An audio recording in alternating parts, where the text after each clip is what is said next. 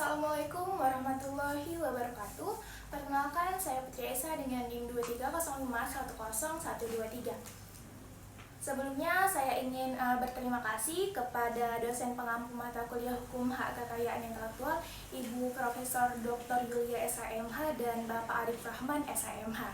Pada kesempatan kali ini, saya akan memaparkan sebuah studi kasus mengenai perlindungan merek terkenal, khususnya dalam perkara Hugo Boss melawan Hugo Lokal berdasarkan putusan Mahkamah Agung nomor 305/PDIT/KI 2018. Tujuan saya mengambil topik ini sangat relevan karena menyangkut bagaimana hukum di Indonesia memberikan perlindungan terhadap merek-merek internasional dan mengatur agar tidak terjadi pelanggaran hak kekayaan intelektual. Kasus ini mengangkat sengketa antara Hugo Boss Trademark Management GmbH dan COKG, pemegang merek terkenal internasional Hugo Boss, dengan Hugo Lokal, seorang pengusaha Indonesia yang mendaftarkan merek lokal Hugo untuk produk pakaian. Hugo Boss merasa merek Hugo memiliki persamaan pada pokoknya dengan mereknya, sehingga berpotensi menyesatkan konsumen dan merugikan reputasi yang mereka bangun secara global. Kronologi kasusnya, pada tahun 1995, Hugo Boss secara resmi memperkenalkan lini Hugo sebagai bagian dari merek internasional mereka. Pada tahun 2014, Hugo Lokal mendaftarkan merek Hugo di Indonesia untuk produk pakaian. Pada tahun 2017, Hugo Boss mengajukan gugatan pembatalan merek ke Pengadilan Niaga Jakarta Pusat. Kemudian, pengadilan menolak gugatan Hugo Boss, menyebutkan tidak ada kesamaan yang membingungkan.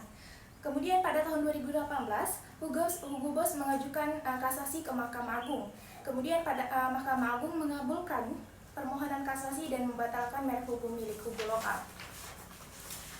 Dalam putusan nomor 305/PDIT/HKI/2018, Mahkamah Agung menilai yang pertama, merek Hugo Boss adalah merek terkenal secara internasional sehingga mendapat perlindungan meski ada variasi nama dan bentuk.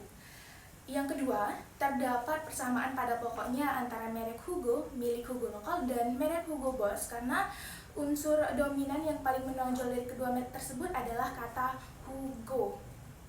Yang ketiga, pendaftaran merek oleh Hugo Lokal dinilai dengan itikat tidak baik karena menggunakan nama pribadi untuk produk yang sama dan diduga membonceng ketenaran merek Hugo Boss.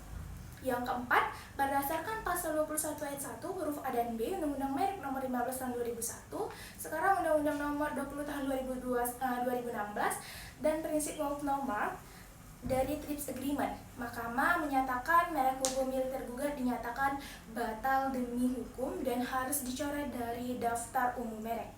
Putusan ini menandakan kemenangan bagi pemilik merek terkenal dan menjadi presiden penting dalam penegakan hukum kekayaan intelektual di Indonesia.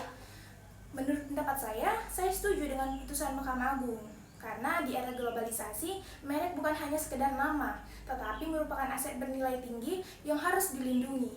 Keputusan Mahkamah Agung menunjukkan bahwa Indonesia selaras dengan standar pelindungan merek internasional sebagaimana diatur dalam TRIPS Agreement.